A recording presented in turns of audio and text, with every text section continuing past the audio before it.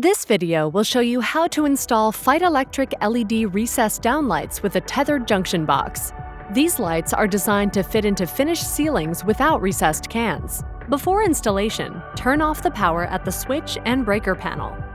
On select downlight models, you can set the desired color temperature pre-install on the fixture.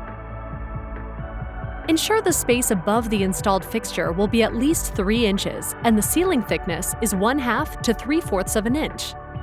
Cut an opening in the ceiling as round as possible using a recessed lighting hole saw.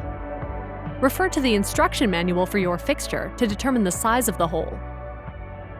On the junction box, carefully remove the knockout with a screwdriver or punch. For convenience, you can disconnect the junction box from the fixture.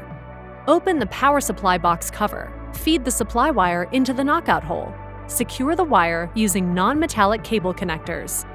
Using the Wago connector, link up the black 120-volt hotline to the black wire in the junction box. Connect the white neutral wire from the power line to the white wire from the fixture. This fixture needs to be grounded.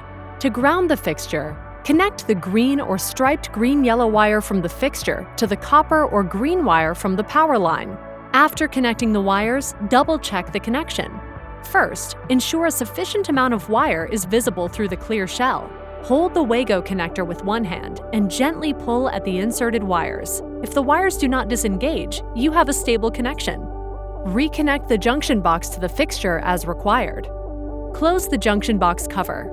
Place the junction box on top of the ceiling. The box is IC rated and can come in contact with insulation. Squeeze the clips and gently push the downlight up into place until it is flush with the ceiling.